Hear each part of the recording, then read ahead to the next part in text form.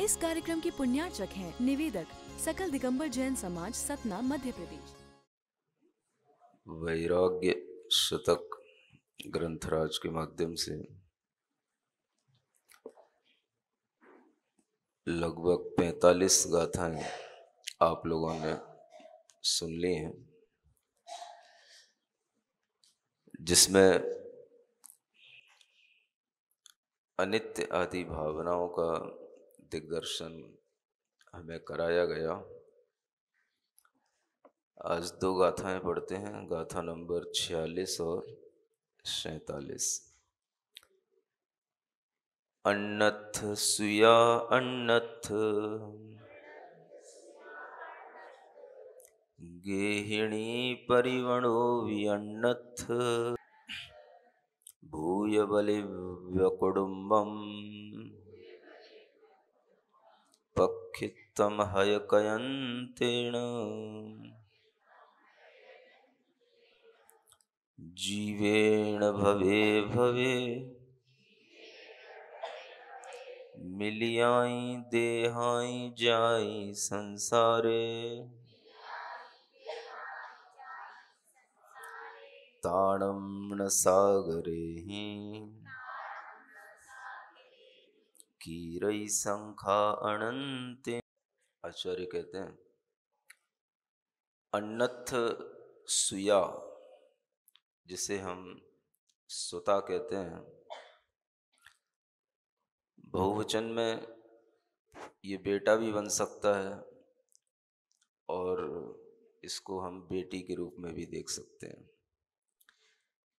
ये सब अन्नथ हैं, यानी अन्य कहीं स्थित हैं। गेहिणी माने स्त्री है, ये भी कहीं अन्य स्थित है। परिजन हैं, ये भी अन्यत्र कहीं स्थित हैं। और ये सभी भूत बलि के समान ये कुटुंब जो कहीं कहीं प्रक्षिप्त हो गया है, उसे कृतांत ने हत कर दिया है, नष्ट कर दिया है। क्या कहते हैं? ये सुता, ये गेहिनी, ये परिजन सभी अन्य हैं, अन्य में ही स्थित हैं। अन्य का मतलब अपने से भिन्न है, जिसे हम अदर कहते हैं। हम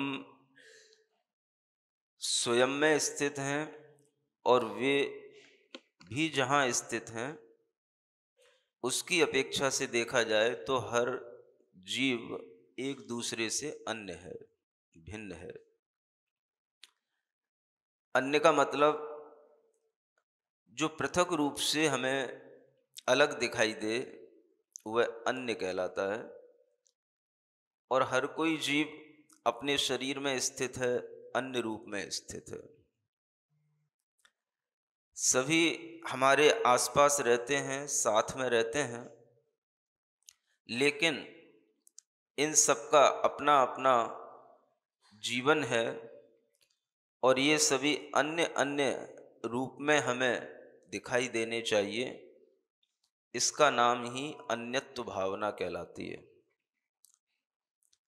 बीच बीच में तरह तरह की भावनाएं आपके सामने आ जाती हैं।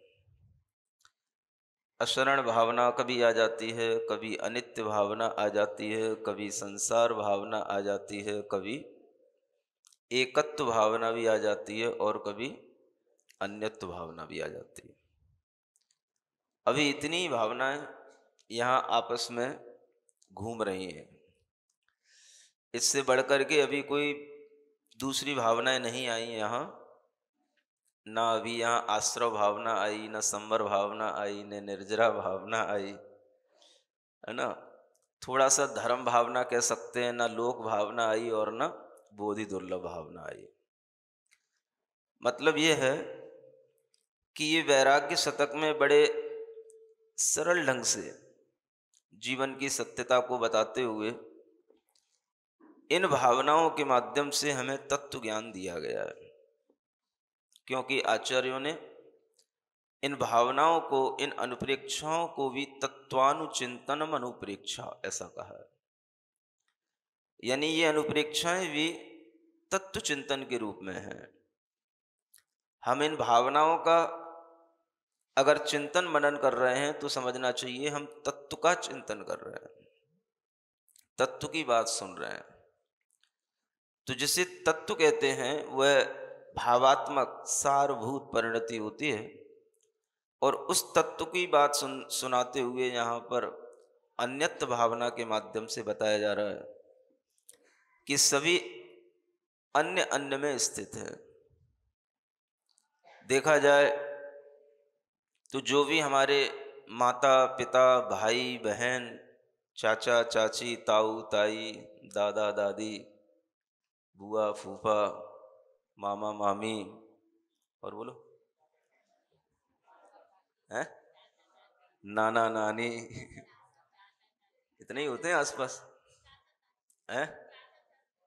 बोल तो दिया, दादा दादी, चाचा चाची, बस हाँ, मौसा मौसी, हाँ, मतलब कुल मिलाकर के इतने में काम चल जाता है। तो ये जो लोग अपने आसपास स्थित हैं, ये सब हमें ऐसे लगते हैं ये सब हमारे अपने हैं, स्वजन हैं। और इनके साथ में रहते हुए भी जब हम इन्हें अपने रूप में देखते हैं तो आचार्य कहते हैं हम मोह के कारण से भ्रमित हो जाते हैं।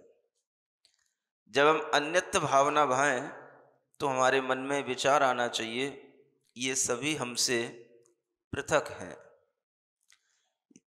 मतलब ये सभी हमसे, हमारे स्वरूप से भी अलग हैं, और ये अपने अस्तित्व में रहने के कारण से अपने आप में पृथक है। तो जो चीज हमें पृथक दिखाई देती है उसको पृथक मानने में क्या आपत्ति है? जो चीज हमें अपने से भिन्न दिखाई दे रही है उसको भिन्न मानने में क्या आपत्ति आती है?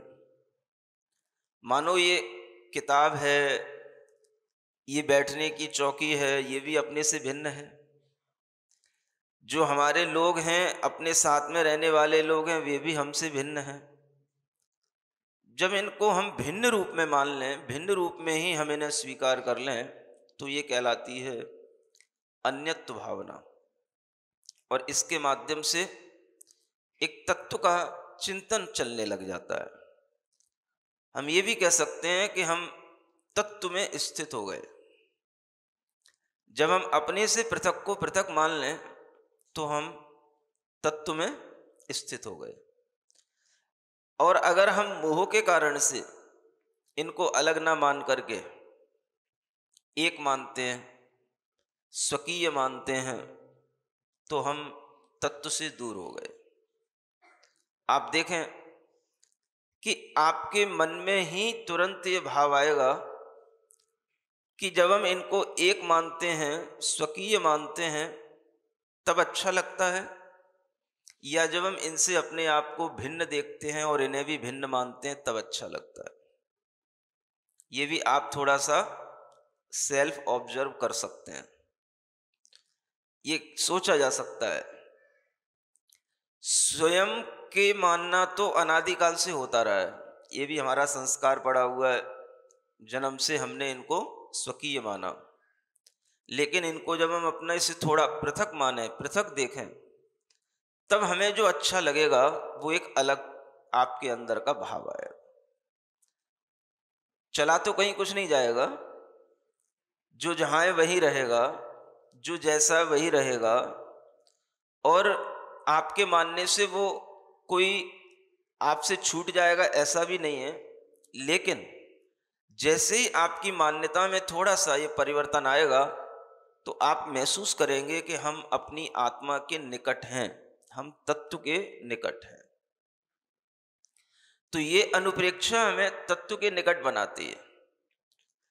जब हमने महसूस किया हमारे ही बेटे हैं, हमारे ही पत्नी हैं, हमारे ही भाई हैं, लेकिन ये सब अन्य अन्य हैं, हमसे भिन्न भिन्न हैं, अपना अपना अलग अलग स्वरूप है इनका, अलग अलग इनका अस्तित्व है, और ये अपने अपने संस्कारों से अपने अपने तरह से जी रहे हैं।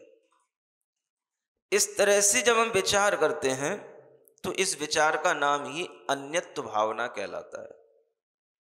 तो आचार्य कहते हैं ये अन्यत्व भावना हमें शुरू करनी चाहिए। कम से कम जो हमसे भिन्न है उन्हें तो हम भिन्न देखें। जब भिन्नता देखते देखते थोड़ा सा अभ्यास बढ़ जाए तो हम अपने शरीर को भी अपने से भिन्न देख सकते हैं। क्या सुना? अब शरीर तो महाराज हमारा ही है, ये तो अपने से भिन्न कहाँ दिखता है। जहां हम जाते हैं वहीं ये जाता है, जहां हम सोते हैं वहीं ये सोता है, जहां हम बैठते हैं वहीं ये बैठता है, जहां हम रहते हैं वहीं ये रहता है। इसलिए अभी आपके सामने डायरेक्ट शरीर की बात नहीं आई। पहले क्या कहा? ये पुत्र पुत्रियां, ये स्त्रियां, ये परिजन, ये स्वजन, पहले इनको अपने से थोड़ा भिन्न देखो, इनसे अपनी दूरी मन से बनाओ। जब ये आपको भिन्न रूप से दिखाई देंगे तब आपको धीरे धीरे ये भी महसूस होने लगेगा कि हमारा शरीर भी हमसे भिन्न है। दिक्कत की बात तो यह है, जिस चीज से हमें सुख मिलना चाहिए उसी से हमें डर लगता है। क्या कहा? जिस चीज से, जिस भावना से हमें सुख मिलना चाहिए, सुख मिलता है, उसी से हमें डर लगता है। ऐसी भावना करने में सुख मिलता है कि डर लगता है? डर लगता है। तो डर लगे तो समझना यही हमारा मोह भाव है जो हमें वास्तविकता से दूर रख रहा है। जैसे जैसे आपकी ये मोह भाव में कमी आएगी, आपको डर नहीं लगेगा, आपको धीरे धीरे अच्छा लगने लगेगा। आखिर इस विचार में डरने की क्या बात है? हमारा कोई भी बंधु है, कोई भी सखा है, कोई भी घर का व्यक्ति है, वह स्वयं में अलग है, हमसे अलग है, पृथक है। उसका परिणमन अलग है, हमारा परिणमन अलग है। लेकिन अगर इसमें डर लगता है तो मोह के कारण से डर लगता है। कहीं ऐसा विचार करते हुए वो मुझसे अलग ना हो जाए, और हम इसी मोह के कारण से जीवन में कभी भी ये विचार ला नहीं पाते, ये तत्व की बात कभी सोच नहीं पाते, और वह सब चीजें हमसे अलग हो जाती हैं। हम देख भी लेते हैं, कोई त्रासदी हो जाती है, कोई भूकंप आ जाते हैं, कोई नदियों में, नहरों में बच्चे डूब जाते हैं। क्या होता है? सब अपने अपने तरीके से मरण को प्राप्त हो जाते हैं। वो भी तो किसी ना किसी के बच्चे होते हैं, वो भी तो किसी ना किसी के सगे होते हैं, वो भी तो किसी ना किसी के मोह के कारण से ही होते हैं। लेकिन जब वह पृथक होते हैं तो हमने उनको पृथक रूप में कभी जाना नहीं। मरण को प्राप्त हो गए, घटना घटित हुई, तब हमें लगा ये हमसे छूट गए, और छूटना निश्चित था। तो अगर हमने जीवन की सत्यता को पहले से नहीं स्वीकारा, हमने उसको यथार्थ रूप में पहले से नहीं माना, तो हमें सुख नहीं मिलेगा। क्योंकि डर के साथ में सुख नहीं मिलता है, सुख निश्चिंतता के साथ आता है। तो तत्व चिंतन में सुख है, अनुप्रेक्षाओं का चिंतन करने में सुख है। लेकिन अगर हमें मोह के कारण से डर लगता है तो हम उस आत्मिक सुख से भी वंचित रहते हैं। अब इस सुख की प्राप्ति करने के लिए हमें कुछ नहीं करना, जो जैसा है उसको उसी रूप में हमें भाना, बस चिंतन करना। आप देखो, कोई भी व्यक्ति है, मानो कल एक लेडी आई थी यहां, बताया जाता है वो सतना की ही लेडी थी, जबलपुर रहने लगी, हैं? दमोह रहने लगी, कहीं भी कुंडलपुर कटनी के बीच में कहीं कोई, है ना, टू व्हीलर पर शायद बैठी थी, पीछे से किसी ने एकदम से टक्कर मार दी, गिर पड़ी और अचानक से जो है दिमाग में चोट लग गई और फिर चोट ऐसी लगी कि वो उबर नहीं पाई उससे। 3 दिन हो गए, डॉक्टरों ने कह दिया ब्रेन डेड हो गया और अंततः कल शाम को उसने हो गया, मैं डिक्लेयर कर रहा हूं, सिविल पूछते हूं कल शाम को ही जो है ऐसा लग रहा था कि बस जीवन समाप्त हो चुका है, जब उसको थोड़ा सा देखने के लिए उधर तक गए। तो कहने का मतलब यह है कि अन्य जो है वो अन्य रूप में ही अपना परिणमन कर रहा है, जो अपने से अलग है वो अलग ही है, और उस अलग को अलग मान करके अगर हम पहले से ही चिंतन कर लेते हैं तो इसी से मोह में कमी आती है। अगर मोह में कमी नहीं आएगी तो कभी भी आत्मा के अंदर तत्व का अभ्यास करने का भाव, आत्मा के अंदर सम्यक दर्शन का भाव आ नहीं पाएगा। तो मोह में कमी लाने के लिए कुछ ज्यादा नहीं करना है, आचार्य इतना ही कह रहे हैं। क्या करना है? इन्हें पृथक रूप में ही देखो, पृथक रूप में ही मानो, और पृथक है ही। मानो आपके साथ में बैठे बैठे यात्रा कर रहे हैं, गाड़ी पे चल रहे हैं, टक्कर लगी, उनको लग गई, उनका मरण हो गया, आपका कुछ नहीं बिगड़ा। तो अलग थे तभी तो चले गए, एक होते तो कैसे चले जाते? एक जो हमारी मान्यता है ये मोह के कारण से। तो जब मोह के कारण से हम सोचते रहते हैं तो यह मोह हमें दुख देता है, भ्रमित करता है, और यही हमें भीतरी आत्मिक सुख का अनुभव नहीं करने देता है। डर इसलिए लगता है क्योंकि ऐसा विचार करने से कहीं वैसा घटित ना हो जाए, कहीं हमने अपने से भिन्न उन लोगों को जाना और वो वास्तव में ही हमसे कहीं जुदा ना हो जाए, ये भी मोह कहता है। तो तत्वज्ञान क्या कहता है? जिसकी जितनी आयु है, जिसके जैसे कर्म हैं, वह उन्हीं कर्मों के अनुसार अपना जीवन मरण प्राप्त करता है। अगर आप तत्व का चिंतन करेंगे तो आपको शांति मिलेगी, सुख मिलेगा। अगर आप तत्व चिंतन नहीं करेंगे तो आपके मोह के कारण से दुख ही दुख मिलेगा। आप देखो दुनिया में कितनी त्रासदी फैली हुई है, एक युद्ध चल रहे हैं, अनेक और युद्ध हो रहे हैं, कितनी बर्बरता है लोगों में, कितनी नृशंस हत्याएं, कितनी जाति महिलाओं के साथ, कितना दुराचार का भाव, आतंकवाद का भाव आज लोगों के अंदर दिखाई देता है।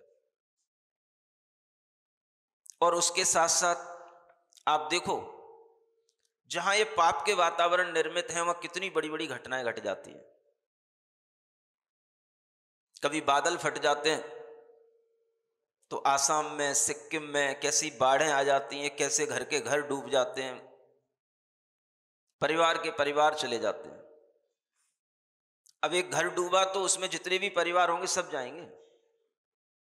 अगर आपके पास कोई खबर आ गई कि वहां पर 40 मरे, 70 मरे, तो आपको ये तो नहीं बताया गया कि एक परिवार के कितने मरे।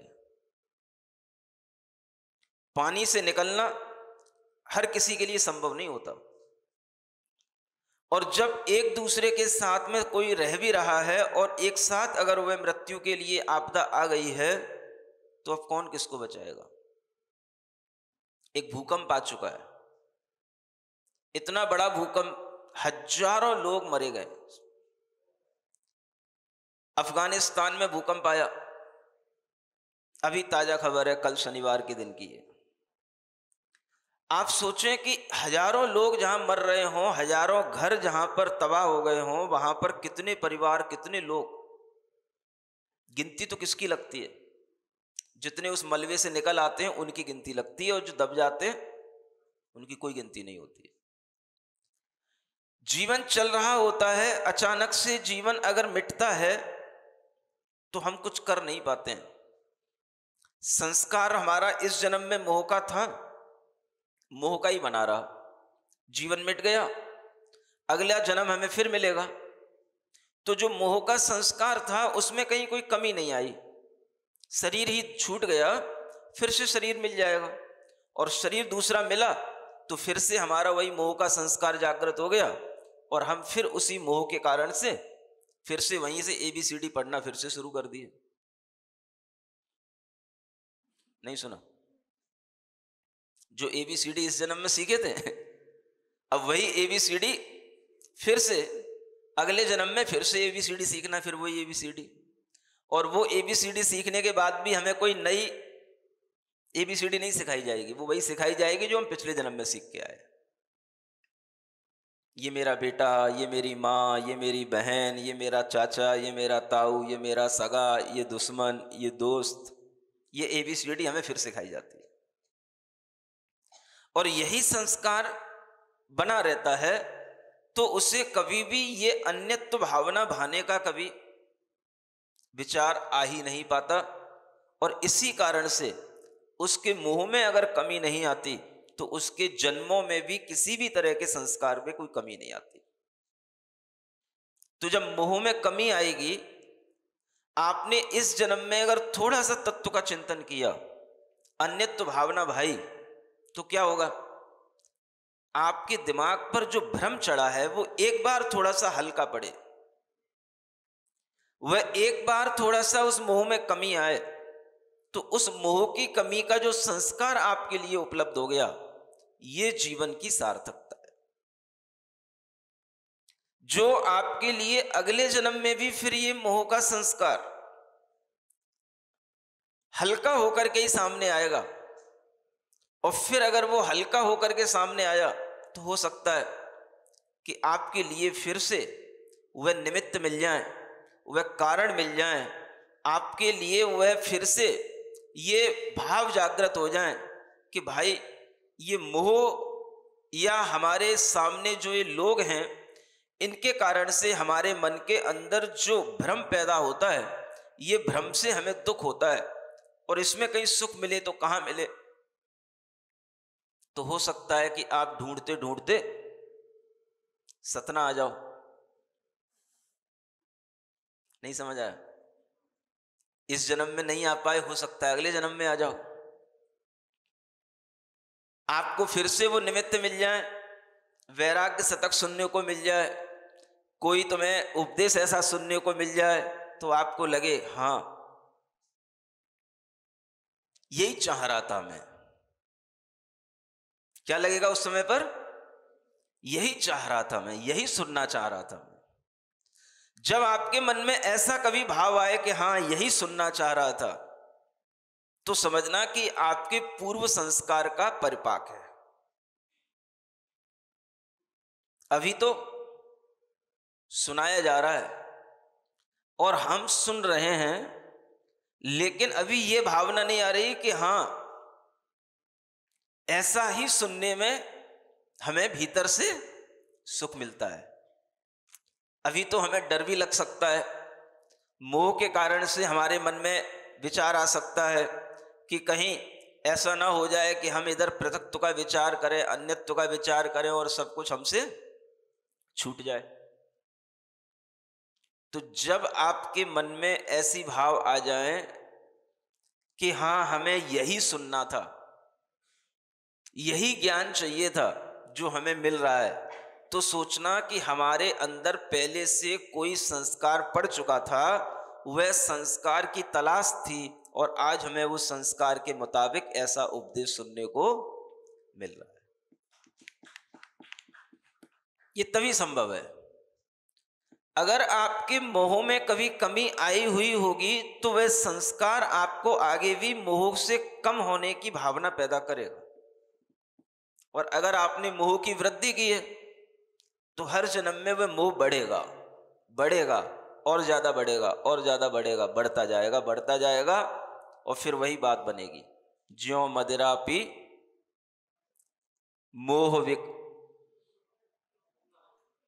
मोह विकार बढ़ता त्यों कर्मन का भार। समझ आ रहा है? जैसे जैसे मदिरा पीता है आदमी, तैसे तैसे क्या बढ़ता है, उसका विकार बढ़ता चला जाता है। तो वह विकार बढ़ेगा तो मदिरा से छूट नहीं पाएगा, वह मदिरा को चाहता रहेगा। तो जन्म जन्म में यह एकत्व की भावना की हमने उनसे जो हमसे पृथक है, जो हमारे अन्य थे, उन्हें हमने स्वयं मान करके अपने मोह के कारण से उस मदिरा को बढ़ाया है। मोह की मदिरा जिसे कहते हैं, ज्यों मदिरा पी और विकार बढ़ता त्यों कर्मन का भार। ये नई छेड़ाला की पहली ढाल की अंतिम पंक्ति है। तो ये जो मोह का विकार है ये बढ़ रहा है, बढ़ रहा है। अब ये किस जन्म में कम हो? अब मान लो आपको अफगानिस्तान में जन्म हो गया होता, इजराइल में जन्म हो गया होता, ईरान में जन्म हो गया होता, लद्दाख में पैदा हुए होते, रूस में पैदा हुए होते, यूक्रेन में पैदा हुए होते। सुन रहे हो कि नहीं? तो क्या होता? ये मोह का विकार मदिरा और बढ़ रही होती कि कम हो रही होती? बढ़ रही होती। और सतना में पैदा हुए तो कुछ कम हो रही है कि नहीं हो रही है? अगर बैठ कर के सुन भी पा रहे हैं तो तभी संभव है जब थोड़ा सा नशा कम है। क्या समझ आ रहा है? नशा अगर ज्यादा रहता है तो आदमी उधर से निकलेगा, इधर से सुनते हुए चला जाएगा, और हो सकता है उसके मन में यह भी भाव आ जाए कि मेरे कान में एक भी शब्द पड़ ना जाए। ये मोह का जब अतिरेक होता है तब इस तरह का परिणाम उत्पन्न होता है। इस मोह की कमी होने पर ही आपको जो पृथक है वो पृथक दिखाई देगा, जो अपना है वो अपना दिखाई देगा। अब अभी तो यहां पर इतने पृथक चीजों की बात कही, अगर मोह कम होगा तो आपको अपना शरीर भी अपने से पृथक महसूस होगा। ये और मोह की कमी होने पर ही संभव है। दूसरे का शरीर तो दूसरे से पृथक महसूस होता है जब किसी का मरण अपने सामने हम देखते हैं तब, लेकिन अपना शरीर अपने से पृथक लगता नहीं महाराज। ये भी मोह के कारण से नहीं लगता। तो अपना शरीर भी अपने से पृथक है, और जब उस शरीर में भी इस तरह से भावना करोगे, मैं शरीर नहीं हूं, मैं शरीर नहीं हूं, शरीर तो मिटता है, मरता है, जीता है, मैं इस शरीर से भी पृथक हूं, तब आपके अंदर उस तत्व चिंतन का जो सुख पैदा होगा वो और अलबेला होगा, वो और अलग क्वालिटी का होगा। तो जितना जितना हम अपनी निकटता में आकर के अपने साथ भी जुड़ी हुई चीजों को अपने से पृथक देखने की कोशिश करेंगे, उतना ही हम अन्यत्व भावना का गहरा गहरा चिंतन अपने अंदर करते जाएंगे। फिर एक स्थिति बनती है जब आदमी से कहा जाता है, ये जो तुम्हारे विचार चल रहे हैं, ये जो तुम्हारे मन में भाव आ रहे हैं, ये भी तुम्हारे नहीं है, इन्हें भी अपने से पृथक देखो। ये कब कहना पड़ता है? जब आदमी अपने ही विचारों से परेशान होने लग जाता है, उसके दिमाग में गलत गलत विचार आते ही रहते हैं और वह उन पर नियंत्रण नहीं कर पाता, तब ये पृथक्त्व भावना, ये अन्यत्व भावना और भीतर से काम आती है। तब इन विचारों को भी अपने से अलग देखो, ये विचार भी तुम्हारे नहीं है, और अधिक आपको उस समय पर सुख की, शांति की अनुभूति होगी। तो जितना जितना हम इस तरह की अन्यत्व भावना भाएंगे, हमारे अंदर अपने आप सुख आएगा। और हम इसीलिए नहीं भाते कि कहीं ऐसा ना हो कि बाहर का संयोग हमसे छूट जाए, तो उस संयोग न छूट जाए उस मोह के कारण से हम अपने अंतरंग सुख की जो उपलब्धि है उससे भी वंचित रहे आते हैं। और यही वजह होती है आदमी तत्व चिंतन नहीं कर पाता, मोह चिंतन में पड़ा रहता है। और मोह के साथ चिंतन नहीं होता, मोह के साथ चिंता होती है। तो मोह की चिंता में पड़ा रहता है, तत्व चिंतन में नहीं आ पाता। इसलिए यहां कहा जा रहा है इन सबको देखो, कैसे देखो, भूत बलि के समान देखो। ये भूत बलि क्या है? कोई आचार्य का नाम तो है नहीं है। ये एक बलि का मतलब होता है जैसे जो पूजा आदि की जो सामग्री होती है ना, उसे आप जब छतों पर फेंक देते हो, जो भगवान के लिए चढ़ाई गई, वह जो पूजा आदि की सामग्री है उसका नाम बलि कहलाता है। शब्द साहित्य में इसको क्या बोलते हैं? बलि। पूजा की द्रव्य को भी बलि द्रव्य कहा जाता है ना। ये प्राचीन शब्द है बलि। अब ये शब्द दूसरे अर्थ में बिगड़ गया। बलि माने किसी के लिए कुछ मार करके चढ़ा देना, उसका नाम बलि है। लेकिन बलि माने क्या होता था? कोई भी द्रव्य जो हम अर्पित कर रहे हैं वो बलि है। अब ऐसी द्रव्य जो आपने अर्पित की और उस द्रव्य को फिर आपने कहीं छत पर बिखेर दिया, प्रक्षिप्त कर दिया, तो क्या होता है? तरह तरह से कौए कबूतर आते हैं और उसको ले जाते हैं, उठा ले जाते हैं, वो सब तितर बितर हो जाती है। तो उसी तरह से यहां बताया जा रहा है कि इसी बलि द्रव्य की तरह यह आपका कुटुंब फैला हुआ है इधर उधर। कुटुंब कहां तक फैला है? महाराज यूएस में भी कोई रहता है हमारा रिश्तेदार, सिंगापुर में भी रहते हैं, पूरी दुनिया में हमारा कुटुंब फैला हुआ है। समझ आ रहा है? अब ये जो कुटुंब फैला हुआ है, तो ये फैले हुए कुटुंब को भी कौन हर ले जाएगा? तो यहां कहा जा रहा है ये जो काल है, कृदंत है, कृतांत है, ये जो यम है, ये सब आपके इधर उधर फैले हुए कुटुंब को भी खा जाएगा।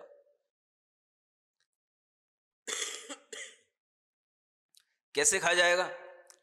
जैसे कबूतर आकर के कहीं के चावलों को इधर उधर बिखेर करके, जो बिखरे हुए चावल रहते हैं उनको उठा ले जाते हैं और खा जाते हैं। समझ आ रहा है? इसी तरह से आचार्य कह रहे हैं आपके लिए ये सभी कुटुंबी जन जो इधर उधर बिखरे पड़े हैं, ये सब अपनी अपनी तरह से काल के द्वारा हरण किए जाएंगे। लेकिन आप इनको अपना मान करके, अपने मोह की वृद्धि करके अपनी आत्मा को दुखी बनाते रहते हैं। ये विचार अगर आपके अंदर आए तो कुछ संस्कार नया पड़े और वही नया संस्कार आपके लिए सुख की प्राप्ति में कारण बने।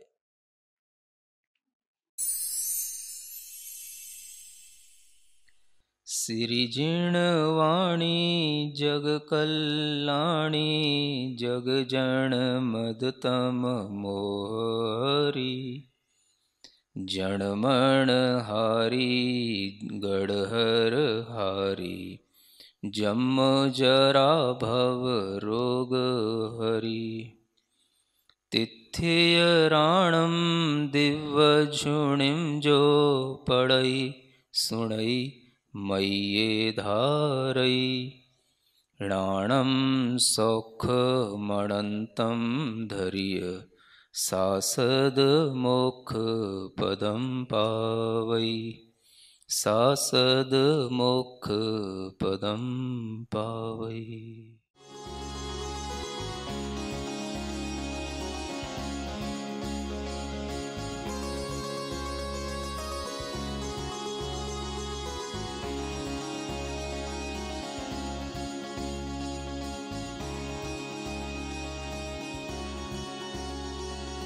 इस कार्यक्रम के पुण्यार्चक थे निवेदक सकल दिगंबर जैन समाज, सतना, मध्य प्रदेश।